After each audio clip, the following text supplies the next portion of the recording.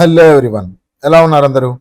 RRB NTPC and RRB group డికి సంబంధించి ఏవైతే ప్రీవియస్ ఇయర్ క్వశ్చన్స్ పీవైక్యూస్ ఉన్నాయో వాటిని డిస్కస్ చేసుకుంటున్నాము. ఆ సిరీస్ లో భాగంగా మనం ఈ రోజు పాలిటీ సెషన్ చేసుకోబోతున్నాము. పాలిటీలో ఆల్రెడీ క్లాస్ నెంబర్ 1 అయిపోయింది.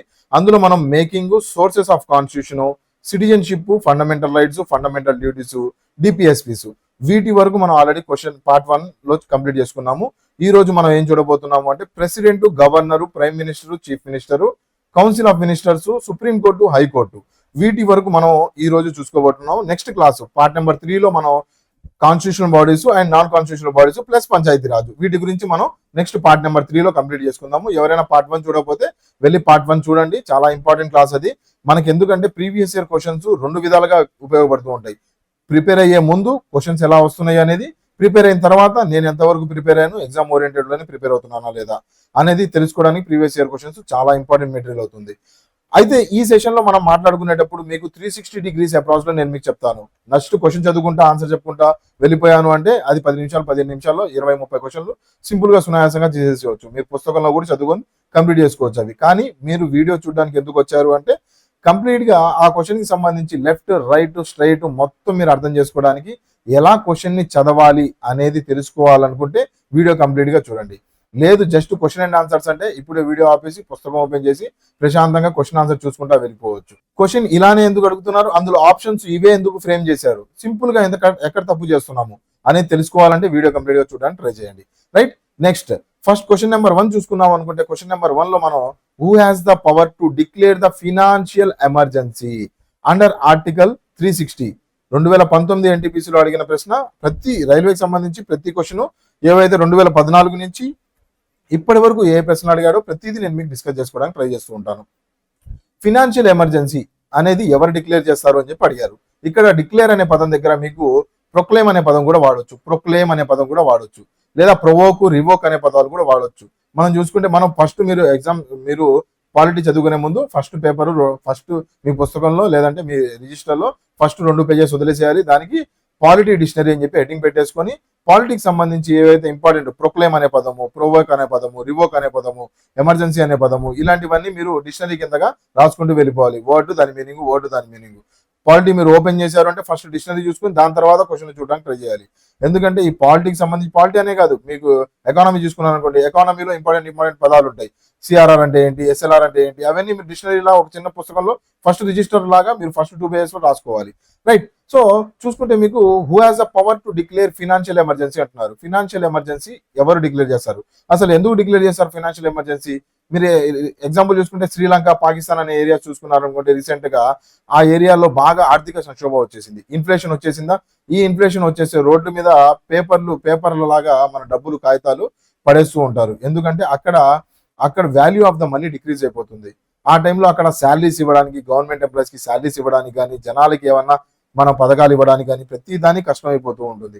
ఈ ఎగ్జాంపుల్ చూసుకుంటే మన ఇండియాలో చూసుకుంటే బీహార్ లాంటి ఏరియాలో కూడా కొన్నిసార్లు ఆర్థిక సంక్షోభంలో వచ్చేసే స్టేజ్ లోకి వెళ్ళిపోయినాయి. అలాంటి సమయంలో ఏం చేస్తుంది అంటే మనకి సెంట్రల్ గవర్నమెంట్ కలగజేసుకుని ఫినాన్షియల్ ఎమర్జెన్సీ విధిస్తుంది. ఎందుకు విధిస్తుంది ఇది అంటే ఆ టైంలో ఏవైతే బడ్జెట్ సమావేశాలు కానీ, ఏవైతే బిల్లులు కానీ, డబ్బులు కానీ అన్ని సెంట్రల్ గవర్నమెంట్ తన చేతులు తీసుకుంటుంది. ఎవరు తీసుకుంటారు అంటే ప్రెసిడెంట్ గారు తన చేతులు తీసుకొని ఏదైనా బడ్జెట్ మూవ్ అవ్వాలన్నా, మనీ బిల్ ఏది మూవ్ అవ్వాలన్నా సరే ప్రెసిడెంట్ గారి ఆమోదం చాలా ఇంపార్టెంట్. ఫినాన్షియల్ ఎమర్జెన్సీ వచ్చినప్పుడు చాలా ఇంపార్టెంట్ క్వశ్చన్స్ అండి ఇవన్నీ. Important questions. నేను చెప్పే ప్రతి పాయింట్ ఇంపార్టెంట్ పాయింట్ గానే చెప్తూ వెళ్తూ ఉంటాను. అయితే ఫినాన్షియల్ ఎమర్జెన్సీకి సంబంధించి ఎవరు విధిస్తారు అని చెప్పి అడిగారు. ప్రైమ్ మినిస్టరా, ప్రెసిడెంటా, ఫినాన్స్ మినిస్టరా, గవర్నర్ ఆఫ్ ఆర్బీఐ?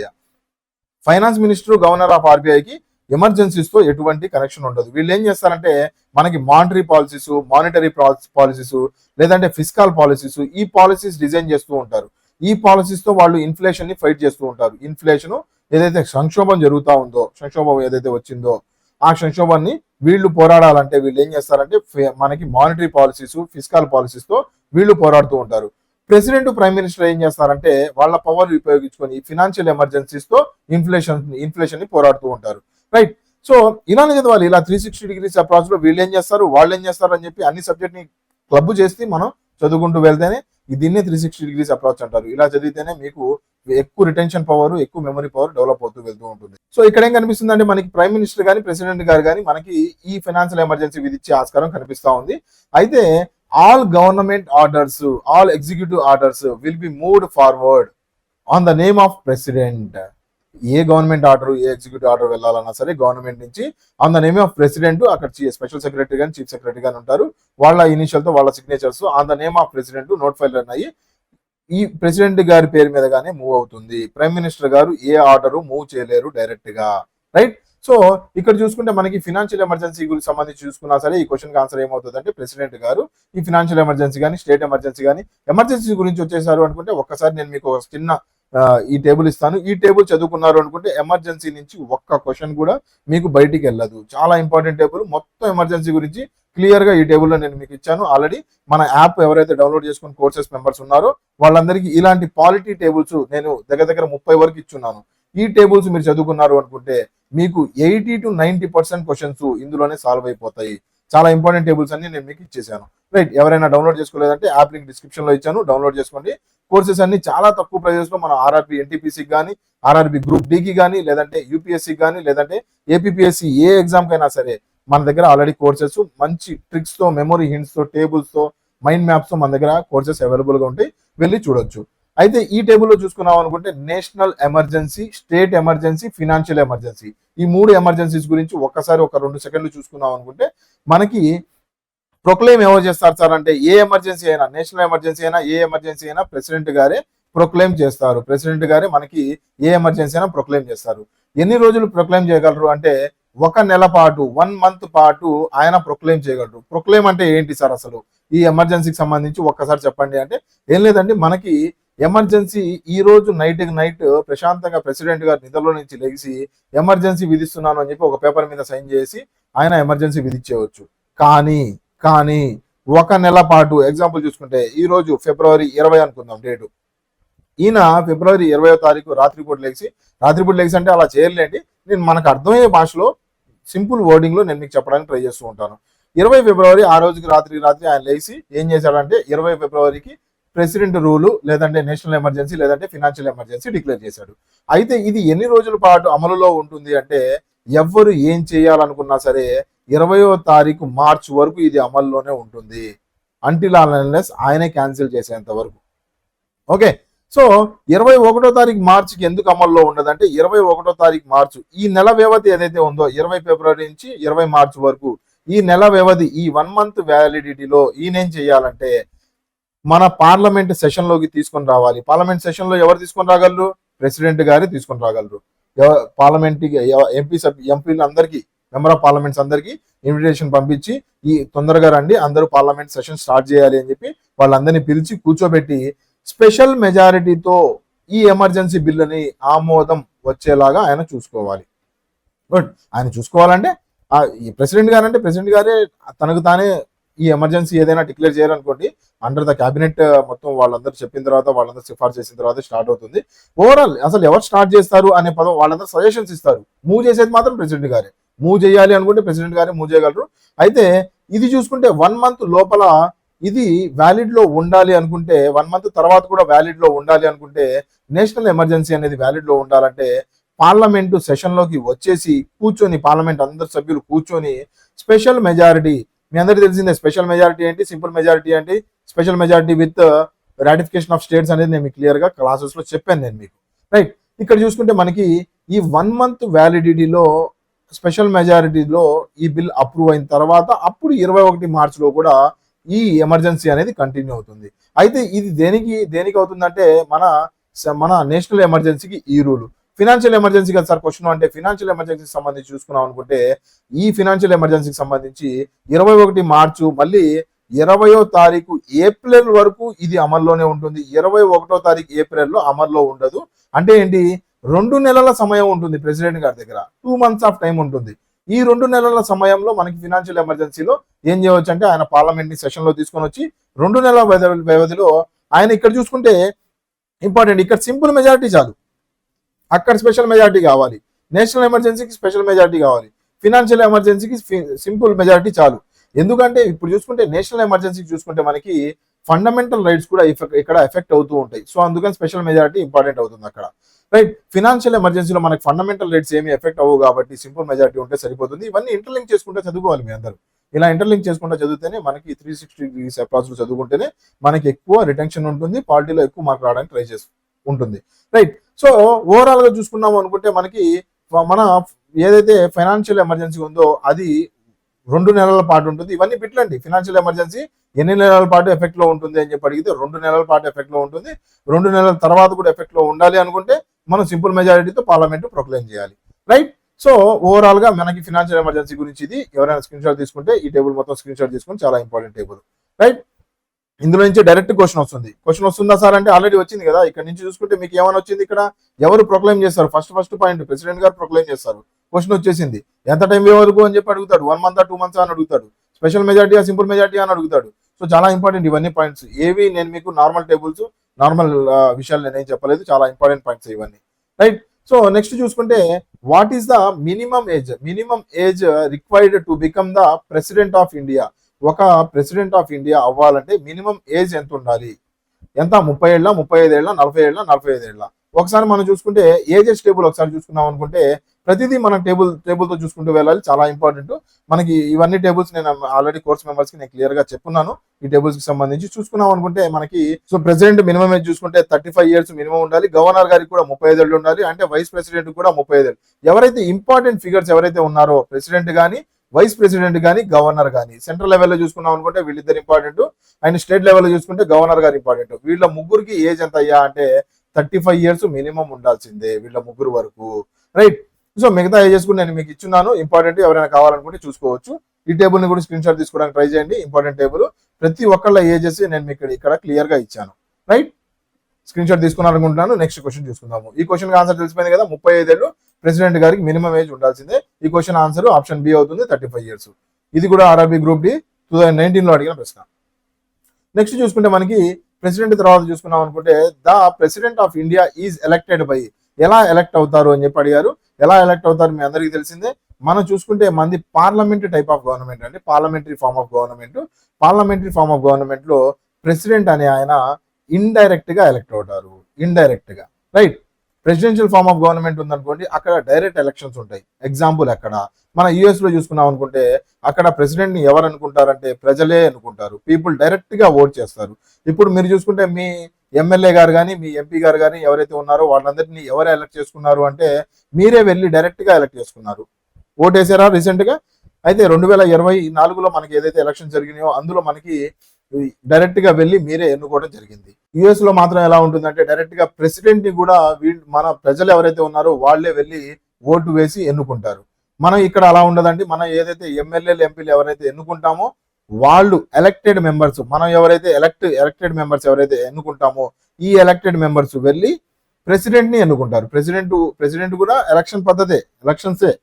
ఎందుకంటే మనం మాట్లాడుకుంటే మన ప్రియాంబుల్లోనే రిపబ్లిక్ అనే పదం వాడుతున్నాము. రిపబ్లిక్ అంటే ఏంటి?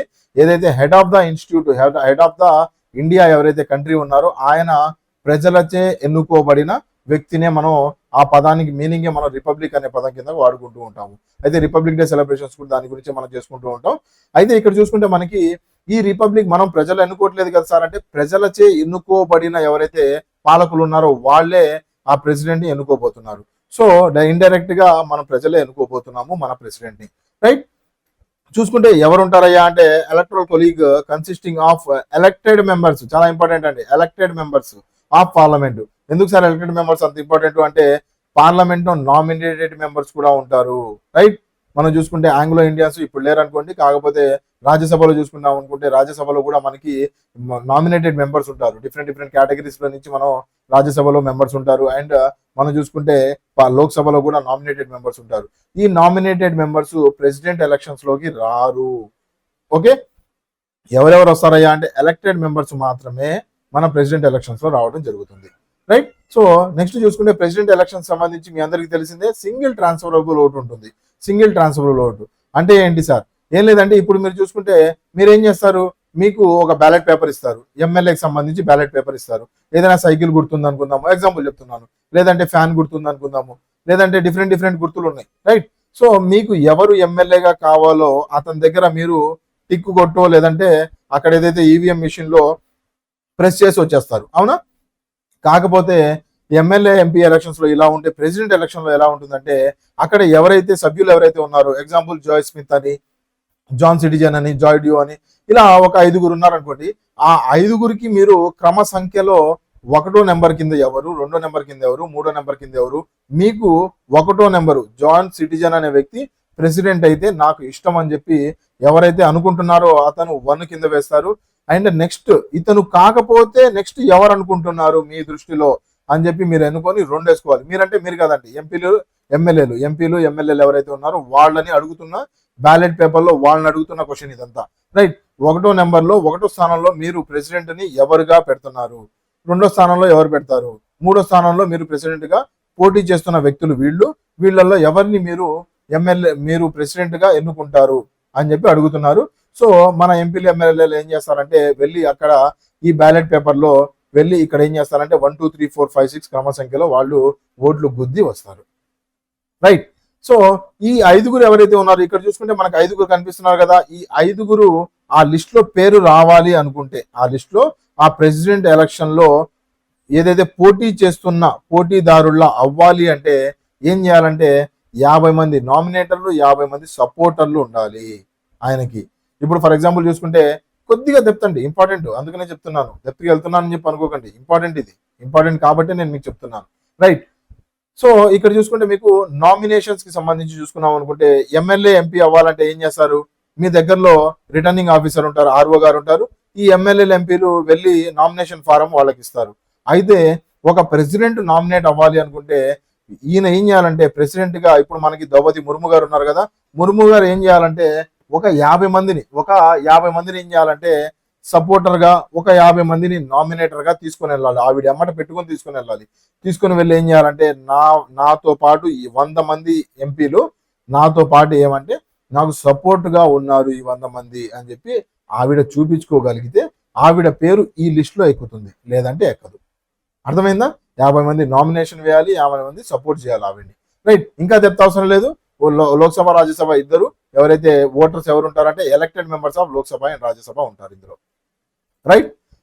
నెక్స్ట్ క్వశ్చన్ చూసుకుందాము. మనం చూసుకుంటే ద ప్రెసిడెంట్ టర్మ్ ఎంత ఉంటుంది ఆఫీసు అని చెప్పి అడుగుతున్నారు. ఎంత ఉంటుంది సార్ అని చెప్పి చూసుకుంటే 4 సంవత్సరాలు, 5 సంవత్సరాలు, 6 సంవత్సరాల, 7 సంవత్సరాలు అని అడిగితే మనం 5 years మనందరికీ తెలిసిందే. 5 సంవత్సరాల కాలం పాటు మనకి ప్రెసిడెంట్ గారు ఆయన టర్మ్ ఉంటుందని చెప్పి మనందరికీ తెలిసిందే. ఒకవేళ గవర్నమెంట్ చేంజ్ అయితే పరిస్థితి ఏంటి?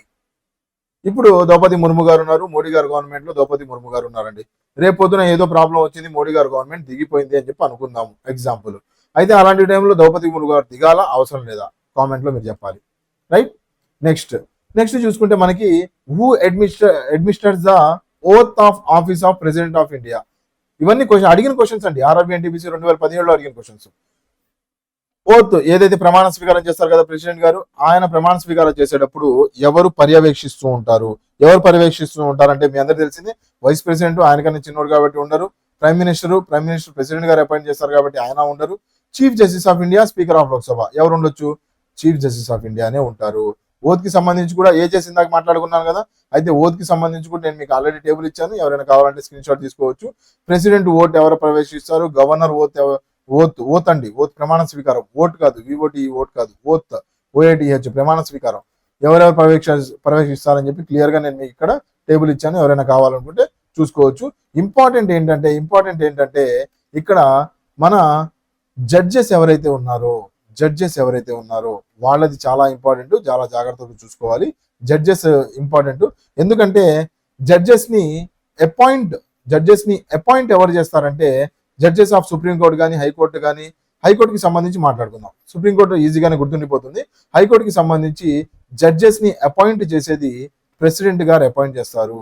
కానీ వీళ్ళని ఓత్ ఎవరు తీసుకుంటారు, ప్రమాణ స్వీకారం ఎవరు తీసుకుంటారంటే గవర్నర్ గారు తీసుకుంటారు. ఇంపార్టెంట్, ఇది చాలా ఇంపార్టెంట్, జాగ్రత్త గుర్తుపెట్టుకోండి. సుప్రీంకోర్టుకి సంబంధించి అపాయింట్ ప్రెసిడెంట్ గారు తీసుకుంటారు.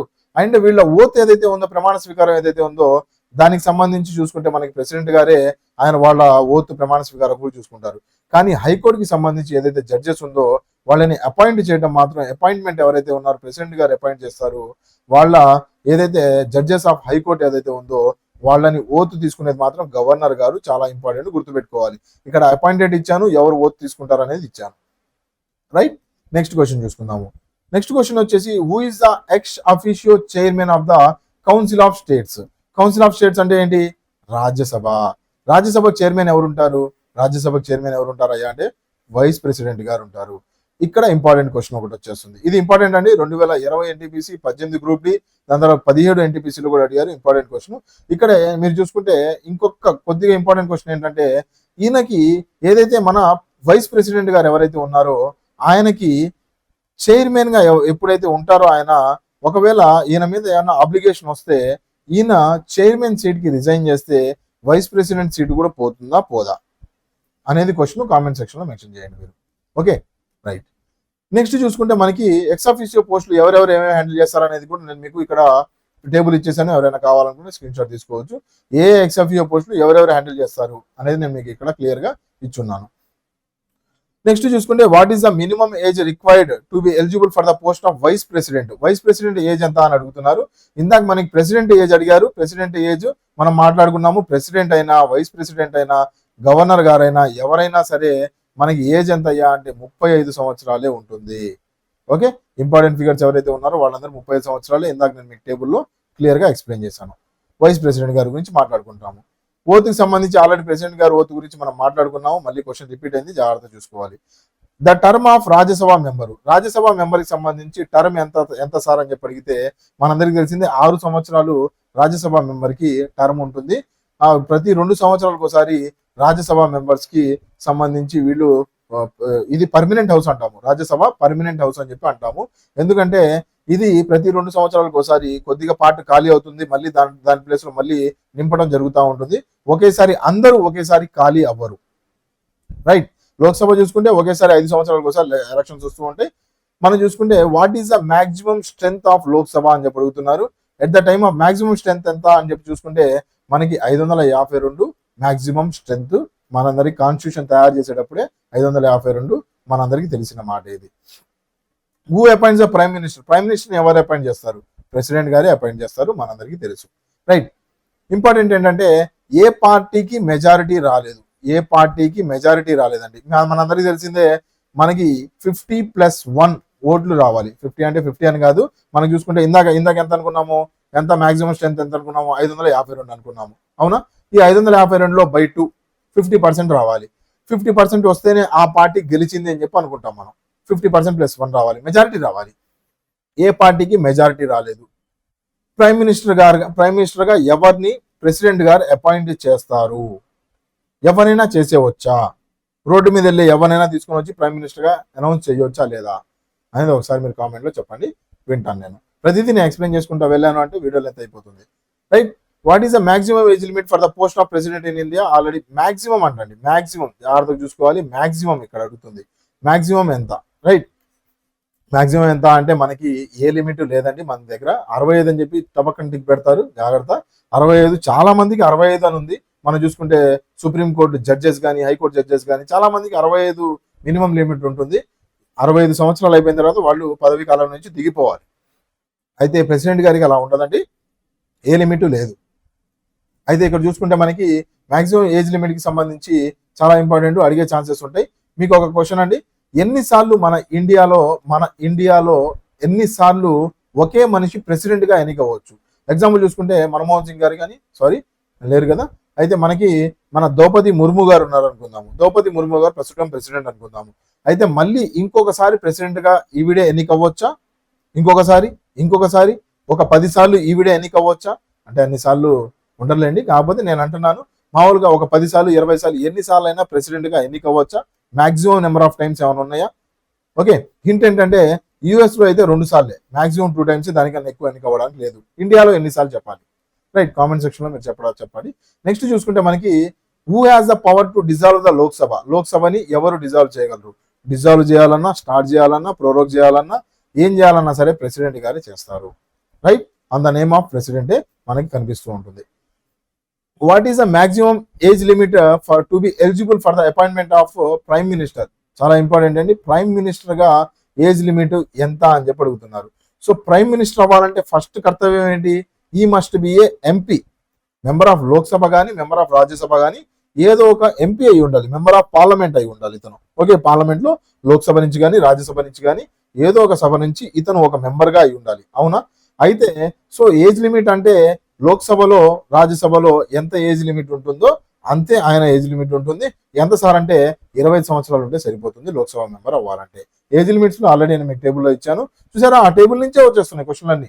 రైట్, మాక్సిమం మీకు ఎన్టీపీసీ లెవెల్లో కానీ రైల్వే లెవెల్లో మాక్సిమం ఆ టేబుల్స్ నుంచే క్వశ్చన్స్ రావడానికి ట్రై చేస్తూ ఉంటాయి. Who appoints the governor of state of India? మనకి గవర్నర్స్ ని ఎవరు అపాయింట్ చేస్తారంటే అందరికీ తెలిసిందే ప్రెసిడెంట్ అపాయింట్ చేస్తారు. గవర్నర్ ఓత్ ఎవరు తీసుకుంటారు చెప్పాలి. ఓత్ ప్రమాణ స్వీకారం ఎవరు చూసుకుంటారు? Okay, prime minister, president of Indiana chief justice of high court, ఈ రెండింటిలో ఎవరో ఒకళ్ళు ఉన్నారు. చీఫ్ మినిస్టర్ అయితే ఉంటారులేండి, ప్రైమ్ మినిస్టర్ కూడా ఉండరు. వీళ్ళిద్దరిలో ఎవరో మీరు చెప్పాలి. ఓకే, ప్రెసిడెంట్ గారు తీసుకుంటారా చీఫ్ జస్టిస్ ఆఫ్ హైకోర్టు తీసుకుంటారా అనేది చూసుకోవాలి. What is the minimum age required to become the governor of state? Governor of state అవ్వడానికి మినిమం ఏజ్ ఎంత ఉండాలి అని చెప్పి మిమ్మల్ని అడుగుతున్నారు. ఆల్రెడీ నేను ఈ క్వశ్చన్కి ఆన్సర్ చెప్పాను. ఈ ఆన్సర్ ఈ క్వశ్చన్కి మీరే కామెంట్ సెక్షన్లో చెప్పడానికి ట్రై చేయండి. రైట్, నెక్స్ట్ చూసుకుంటే the governor of the state is appointed for the term how many years అని అడుగుతున్నారు. ఎన్ని సంవత్సరాలకి గవర్నర్ అపాయింట్ చేస్తారు? మనందరికీ తెలిసిందే 5 years కోసమే ఆయన కూడా అపాయింట్ చేస్తారు. రైట్, నెక్స్ట్ చూసుకుంటే who administers the oath of the judges of high court? Important question అండి, చాలా సింపుల్ గా ఆన్సర్ పెట్టేస్తారు. హైకోర్టు అంటే స్టేట్ కి సంబంధించి కదా, స్టేట్ కి సంబంధించి కాబట్టి గవర్నర్ గారు ఉంటారు అని చెప్పి టిక్ చేస్తారు. మనం చూసుకుంటే లేదంటే చీఫ్ జస్టిస్ ఆఫ్ ఇండియా కదా, హైకోర్టుకి సంబంధించి కోర్టుకి సంబంధించి కదా అని చెప్పి అనుకుంటారు. కానీ ఈ 2 ఆప్షన్లు తప్ప లేదు, గవర్నర్ గారే చూసుకుంటారు. హైకోర్టుకి సంబంధించి మనకు చూసుకుంటే వీళ్ళ ఓత్ కూడా ఎవరు చూస్తారయ్యా అంటే మనకి గవర్నర్ గారు. వీళ్ళని అపాయింట్ చేసి ఎవరయ్యా అంటే ప్రెసిడెంట్ గారు అపాయింట్ చేస్తారు. వీళ్ళ ఓత్ ఎవరు చూస్తారంటే మనకి గవర్నర్ గారు చూస్తారు. రైట్, అపాయింట్మెంట్ ప్రెసిడెంట్ గారు చేస్తారు, ఓత్ మాత్రం గవర్నర్ గారు చూసుకుంటారు. ఆల్రెడీ దీని గురించి నేను మీకు చెప్పాను, జాగ్రత్త గుర్తుపెట్టుకోవాలి. నెక్స్ట్ చూసుకుంటే మనకి chief justice of high court is appointed by, ఇక్కడ వచ్చేసింది చూడండి ఇంపార్టెంట్. ఎవరు అపాయింట్ చేస్తారంటే చీఫ్ జస్టిస్ ఆఫ్ హైకోర్టుకి సంబంధించి స్టేట్ గవర్నమెంట్ కాబట్టి గవర్నర్ అపాయింట్ చేస్తారంటారు. కాదు, తప్పు. మనకి ప్రెసిడెంట్ గారే అపాయింట్ చేస్తారు చీఫ్ జస్టిస్ ఆఫ్ హైకోర్ట్స్ ని. రైట్, నెక్స్ట్ చూసుకుంటే మనకి who can remove a judge of the supreme court judges ని ఎవరు రిమూవ్ చేస్తారు అంటే ఎవరు రిమూవ్ చేయలేరండి. ప్రెసిడెంట్ గారు రిమూవ్ చేయలేరు, prime minister, chief justice of India వీళ్ళెవ్వరూ రిమూవ్ చేయలేరు. పార్లమెంట్ లోనే ఆయనకు సంబంధించి రిమూవల్ మోషన్ మూవ్ చేయాలి. చాలా పెద్ద టాపిక్, లెంతీ టాపిక్. ఎలా రిమూవ్ చేస్తారు ఏంటి అనేది చాలా పెద్ద తతంగమే ఉంటుంది. దానికి అంత సింపుల్ గా జడ్జిని రిమూవ్ చేయలేరు. ఓకే, దానికి సంబంధించి ఒక బిల్ పాస్ చేయాలి, ఆ బిల్ అప్రూవ్ అవ్వాలి, దాని గురించి ఇన్వెస్టిగేషన్ అవ్వాలి, మళ్ళీ అది స్పెషల్ మెజారిటీతో మూవ్ అవ్వాలి. అదంతా చాలా పెద్ద తతంగము. సో ఓవరాల్ గా పార్లమెంట్ లోనే మూవ్ చేయగలరు. Who appoints the judges of the supreme court in India? ఎవరు అపాయింట్ చేస్తారు అంటే జడ్జెస్ సంబంధించి ప్రెసిడెంట్ గారే అపాయింట్ చేస్తారు, మనందరికీ తెలిసిందే. దీని గురించి చాలాసార్లు మాట్లాడాను నేను. Who can dissolve the state legislative అసెంబ్లీని డిజాల్వ్ చేయాలంటే ఎవరు డిజాల్వ్ చేయగలరు? ఎవరు? చీఫ్ మినిస్టరా? లేదు. స్పీకరా? లేదు. గవర్నరా? ప్రెసిడెంటా? ఎవరో చెప్పాలి, కామెంట్ సెక్షన్ లో తెలియజేయండి. చాలా సింపుల్ క్వశ్చన్, మీ అందరికీ తెలిసి అని చెప్పి అనుకుంటున్నాను. నెక్స్ట్ చూసుకుంటే the power to decide disputes regarding the election, important question అండి. ఎలక్షన్ కి సంబంధించి ప్రెసిడెంట్, వైస్ ప్రెసిడెంట్ కి సంబంధించి ఏదైనా తప్పులు జరిగితే దాన్ని ఎవరు చూస్తారు? ఎలక్షన్స్ ఎక్కడ జరుగుతాయి? పార్లమెంట్ లో జరుగుతాయి. అవునా? ప్రెసిడెంట్ ఎలక్షన్లు, వైస్ ప్రెసిడెంట్ ఎలక్షన్స్ ఎక్కడ జరుగుతాయంటే పార్లమెంట్ లో జరుగుతాయి. అందరు ఎమ్మెల్యేలు, ఎంపీలు లైన్ గా నుంచొని వెళ్ళి ఓట్లు వేస్తారు. అయితే దీనికి సంబంధించి ఏమైనా అవకతవకలు జరిగినాయి అనుకుందాము, జరిగితే ఎవరు చూస్తారు? ఆ తప్పుల్ని ఎవరు చూస్తారు? ఎలక్షన్ కమిషన్ ఉంది కదా, ఎలక్షన్ కమిషన్ చూస్తుందేమో అని అనుకుంటాము. ఇక్కడ ఎలక్షన్ కమిషన్ అని చెప్పి 5వ పాయింట్ ఇచ్చేస్తే ఎలక్షన్ సంబంధించి తప్పులు కాబట్టి ఎలక్షన్ కమిషన్ అని చెప్పి టిక్ పెడతాము. కాదు, ఇక్కడ చూసుకుంటే సుప్రీం కోర్టా, హైకోర్టు అయితే రానే రాదు. పార్లమెంట్, ప్రెసిడెంట్ గారు ఆయన ఎలక్షన్ లో ఆయన ఎందుకు చూస్తాడు? సో కాదు. ఎవరు ఉండొచ్చు? సుప్రీం కోర్టా, పార్లమెంటా? చూసుకుంటే ఇక్కడ సుప్రీం కోర్టే దీనికి సంబంధించి చూస్తుంది. And the decision is final. So that's it for today friends. Video చూసి ఇంతవరకు చూసారు అనుకుంటే మీరు కంప్లీట్ గా క్వశ్చన్స్ అన్ని జాగ్రత్తగా విన్నారు అని చెప్పి నాకు అర్థమవుతా ఉంది. వీడియోకి సంబంధించి ఏమైనా డౌట్స్ ఉంటే మీరు కామెంట్ సెక్షన్ లో తెలియజేయవచ్చు. అండ్ దీనికి సంబంధించి పీడిఎఫ్ మన టెలిగ్రామ్ ఛానల్లో ఆల్రెడీ అవైలబుల్ ఉంది, ఎవరైనా కావాలనుకుంటే డౌన్లోడ్ చేసుకోవచ్చు. That's it for today. Thank you for watching. Next వీడియోలో మనం కాన్స్టిట్యూషన్ బాడీస్ గురించి మాట్లాడుకుందాము. Stay tune, stay connected, study well. Thank you.